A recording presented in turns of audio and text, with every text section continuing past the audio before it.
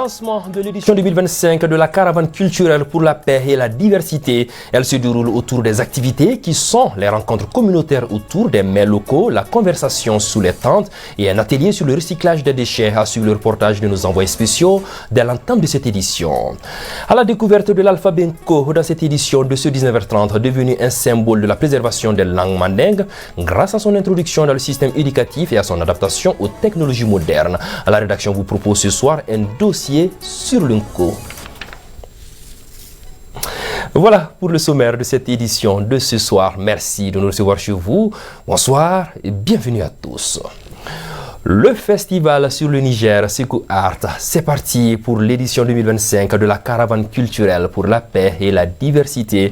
La caravane a pour objectif de recoudre le tissu social. Elle se déroule autour des activités qui sont les rencontres communautaires autour des mets locaux, la conversation sous les tentes et un atelier sur le recyclage des déchets.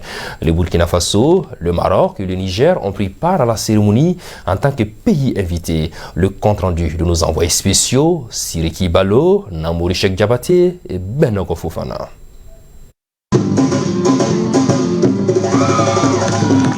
Caravane culturelle pour la paix et la diversité, 12e édition. Mobilisation de grand jour à la Fondation Sekou Art Festival sur le Niger autour du ministre chargé de la réconciliation nationale, général de corps d'armée Ismaël Ouagué, en compagnie de 4 autres membres du gouvernement. La caravane est un projet transsaharien mis en place par 3 festivals que sont Sekou Art Festival sur le Niger, le Festival au désert de Tombouctou et le Festival Taragalt du Maroc. Pour cette 12e édition de la caravane culturelle pour la paix, nous avons comme activité les rencontres communautaires autour des mets locaux et la diversité gastronomique des pays tels que le Maroc, la Mauritanie, le Burkina, le Niger. Nous avons d'autres activités, par exemple les conversations sous la tente Touareg avec les communautés, les représentants des communautés de l'AES. Et ensuite, nous avons d'autres activités comme le recyclage dans le cadre du circuit Okofest, qui est un circuit des festivals verts. L'engagement du Maroc depuis toujours, grâce à la vision de Sa Majesté le roi Mohamed VI, que Dieu l'assiste, pour la paix, pour une Afrique unie, on prospère. On est là aujourd'hui pour continuer à promouvoir ces valeurs de paix et la fraternité et la réconciliation. La dite caravane vise à soutenir les actions en faveur du brassage culturel et la coexistence pacifique des peuples du Sahel. Une initiative vivement saluée ici par le ministre chargé de la réconciliation nationale. Le Mali, terre de diversité, est un modèle de coexistence pacifique. Notre pays est une mosaïque de culture, de langues, de traditions, de savoir-faire, d'histoire et de religion. C'est cette diversité qui fait notre force et notre richesse.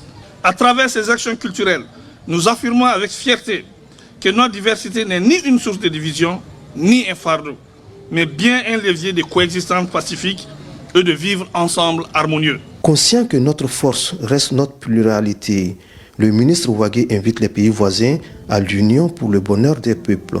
À travers cette initiative, nous tendons la main à nos frères et sœurs des pays voisins, des pays de l'AES en particulier, et du monde entier pour bâtir un avenir de paix et de prospérité. La culture est le fil invisible qui lie les peuples, qui traverse les frontières, qui crée des ponts au-delà des divergences. Elle est le vecteur universel de la paix et du respect, un langage qui parle directement au cœur des individus. La cérémonie a permis aux différentes communautés du pays de se partager les mets traditionnels, accompagnés des amis du Burkina, du Maroc et du Niger. Ces mets sont entre autres du Wijila, du Albaja et du Tour. J'ai bien apprécié, que j'ai bien aimé et c'est un goût énorme. À travers la gastronomie, on peut échanger des cultures, bien sûr. J'ai goûté en fait presque à tous les plats. C'est extraordinaire parce que c'est des plats différents. Et je pense que c'est un beau événement qui regroupe plusieurs ethnies du Mali, fait le brassage ethnique.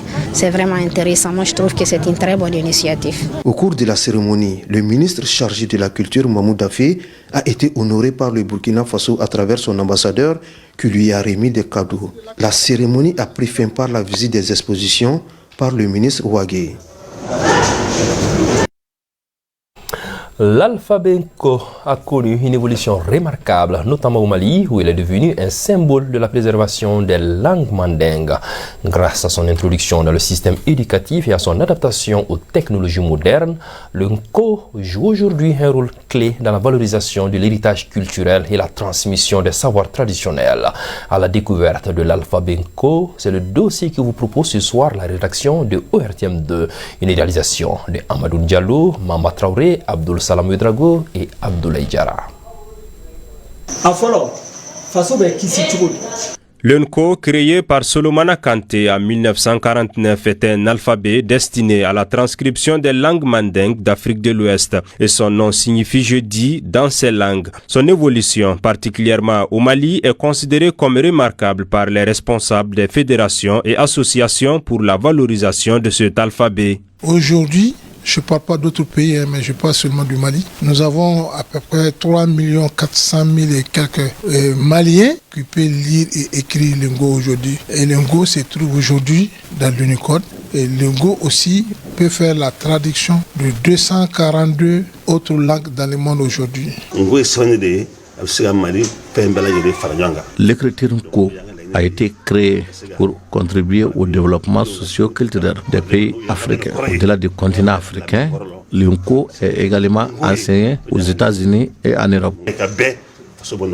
Son introduction dans le système éducatif malien a permis de transmettre aux jeunes générations l'usage de l'écriture, mais aussi les valeurs culturelles profondes des communautés mandingues. Selon le directeur du centre Djedeko, l'objectif est d'initier les enfants à cette écriture pour qu'ils deviennent des acteurs conscients de leur héritage culturel.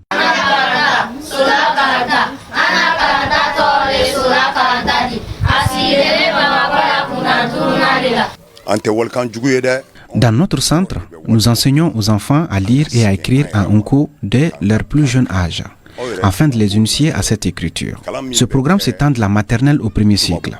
Le Nko est un système d'écriture composé de 20 consonnes et de 7 voyelles, permettant de transcrire les langues mandi. L'enseignement du Nko vise à préserver et à promouvoir ces langues riches en histoire et en culture. Aujourd'hui, l'écriture Nko est enseignée dans plusieurs pays africains.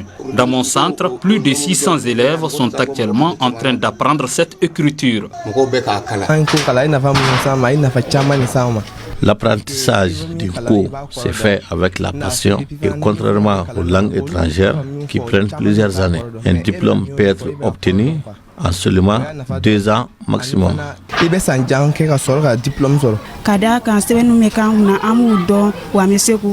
Nous comprenons l'écriture Nko et savons bien la lire, ce qui est à la fois avantageux et très pratique pour nous. J'ai inscrit 3 de mes enfants au centre d'apprentissage du Nko. Il est préférable d'apprendre sa propre langue et sa propre culture, car cela offre de nombreux avantages. Au-delà de son apprentissage dans les centres, le Nko est modernisé avec l'introduction de polices d'écriture compatibles et le développement des journaux d'information numériques permettant ainsi sa diffusion et son utilisation sur des plateformes modernes.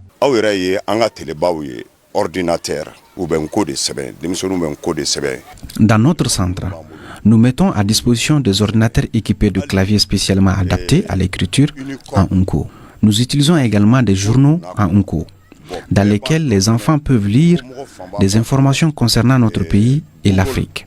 Tous ces moyens peuvent être considérés comme une avancée significative dans la diffusion et la pratique de l'écriture Nko, en l'intégrant dans des supports éducatifs et informatifs du quotidien. L'alphabet Nko, en tant que vecteur de développement, contribue activement au processus culturel et social au Mali en favorisant la préservation et la promotion des langues mandingues, à en croire ses acteurs. Déjà, nous sommes représentés dans toutes les localités de ce pays. Et dans l'administration aussi, c'est la même chose. Et le Go, on peut dire aussi qu'à travers les assises nationales de la refondation, et les 517 recommandations pour la transcription de nos langues nationales, de nos langues vernaculaires, c'est le Go qui a été choisi par les assises nationales. Donc il y a eu aussi les états généraux de l'éducation et là aussi le GO a été choisi. Il y a eu le dialogue intermalien et c'était la recommandation. L'une des principales difficultés que nous avons rencontrées était de faire comprendre l'idée et les objectifs du Ngo. Aujourd'hui, de nombreux concitoyens ont compris que le Ngo est un facteur de développement culturel pour les communautés africaines. Au regard de toutes ces avancées, on peut retenir que l'alphabet Nko a permis de préserver et de valoriser les langues mandingues en leur offrant une forme écrite. Elle joue donc un rôle essentiel dans la promotion de l'identité culturelle et de l'éducation en langue locale, renforçant les liens entre les générations et les communautés. Tenu ce jeudi de la première assemblée générale de la Jeune Chambre internationale Bamako Lanterne, mandat 2025. La rencontre a servi à la validation des membres du comité directeur et la prestation de serment des membres du nouveau bureau. Construire une jeunesse émergente et résiliente par le leadership et l'entrepreneuriat est le thème de ce nouveau mandat. Cheikh Oumar Kamara. Il s'agit, à travers le lancement officiel du mandat 2025, de faire la passation des charges entre le président de la Jeune Chambre internationale Bamako Lanterne 2024 et celui de 2025, le nouveau qui prend fonction. C'est là après l'adoption du procès verbal et la signature du document. La nouvelle équipe de 27 membres est désormais en charge de mener les activités différentes de cette organisation au titre de l'exercice 2025. La mission de ce bureau, c'est toujours de former les jeunes. Nous avons à la Jeune Chambre 4 domaines d'opportunités, ce qui guide toutes nos actions, à savoir le domaine du développement individuel, c'est-à-dire la formation. Nous allons renforcer notre formation et également renforcer la collaboration de cette organisation avec des organisations juvéniles au sein de la DCI et en dehors de la DCI. Mais surtout, nous allons miser sur la communication parce que nous faisons beaucoup d'activités, nous prenons beaucoup d'initiatives, mais nous ne communiquons pas assez, afin que d'autres jeunes puissent nous rejoindre ou encore prendre l'exemple sur nous. Ce fut un moment de bonne ambiance pour souhaiter bon vent au nouveau bureau, comme pour dire que c'est parti pour une année d'initiative en faveur de la jeunesse. Les nouveaux membres ont prêté serment et ont été renvoyés à leurs obligations en vertu des dispositions de la Jeune Chambre internationale Bamako Lanterne. Je leur lance le message de la persévérance. Leur slogan, c'est Esprit Maestro, et j'espère qu'ils pourront mener ce mandat avec maestria pour arriver donc à impacter de manière très positive la Jeune Chambre internationale Mali et les JC en général. Tout ce que nous venons voir ici par cette première assemblée est vraiment formidable. Tout s'est passé en bon ordre et dans le bon timing. Nous ne pouvons que les féliciter et leur dire que la jeunesse a besoin de formation en leadership et en entrepreneuriat, qui est d'ailleurs leur créneau. Je lance un message d'aller de l'avant. Et je leur souhaite plein succès pour ce mandat 2025. Bamako Lanterne est l'une des organisations jeunes des 52 chambres internationales au Mali. Elle a été officiellement créée en 2017 et entend recruter beaucoup de jeunes pour élargir son champ d'action afin de relever ses nombreux défis. Sous le thème « Rôle des pratiquants dans la consolidation de la paix et de la sécurité », le groupement des arts martiaux GAM a célébré la 4e édition de la grande démonstration des arts martiaux maliens. Un grand spectacle déroulé sur le terrain de foot de l'AS Plata de Bakodjikourni en commune 5 du district devant un public enthousiaste et passionné des disciplines martiales. Moussa Diabaté.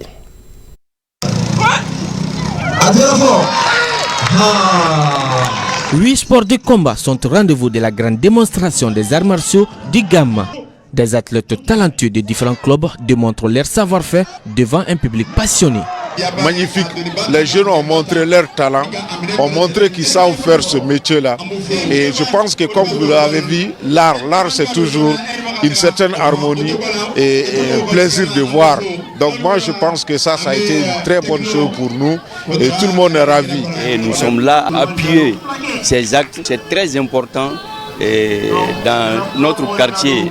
Et je remercie tous ceux qui ont contribué pour la bonne marche. Créé en 2020, le groupement des arts martiaux GAM compte aujourd'hui en son sein les disciplines suivantes: Shotokan, Kung Fu, Taekwondo, Self-Défense, Kiksul, Aikido, Viet Vo Dao et Shironjiro. L'objectif de ce tournoi n'est autre chose que de réunir les différents pratiquants dans la commune. Je peux dire que la plupart des disciplines dont moi je connais sont venus. Et oui, il faut une maîtrise totale pour reproduire ces gestes selon les grands maîtres de Kiksoula. J'ai fait ce mouvement il y a plusieurs temps. Ça fait longtemps que moi j'ai fait ce mouvement-là. Bon, je conseille les enfants d'aller dans les salles et travailler correctement et respecter les parents, les maîtres. C'est un immense honneur déjà d'être invité parmi les grands maîtres et aussi un honneur d'avoir une discipline invitée parmi tant de disciplines. Donc aujourd'hui, si on rencontre beaucoup de maîtres de différentes disciplines, ça veut tout simplement dire qu'il y a une entente. En somme, les techniques des arts martiaux permettent de développer l'intelligence et maintenir la santé par excellence. Des médailles honorifiques sont décernées à tous les grands maîtres. Les regards sont désormais tournés vers la 5e édition. Voilà, ceci met un point final à cette édition que j'ai eu l'immense bonheur de vous présenter sur le journal Ambamana. Une présentation ce soir de Mariam Diallo. Où que vous soyez et quel que soit ce que vous faites, retenez simplement que ce pays compte sur chacun de vous, mais surtout sachez que cette mère patrie compte plus que tout. Que la paix et la bénédiction d'Allah soient sur le Mali.